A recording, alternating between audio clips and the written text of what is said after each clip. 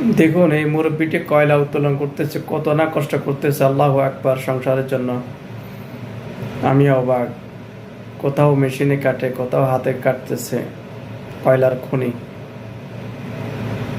কি বলবো, অনেক সময় ভাষা প্রকাশ করা যায় না। দোয়া করি আল্লাহ আমাদেরকে ভালো রাখো, আল্লাহ শ্রমজীবী মানুষদের গুলাকে আল্লাহ ভালো রাখো। দেখুন, আল্লাহু আকবার, সেলুট।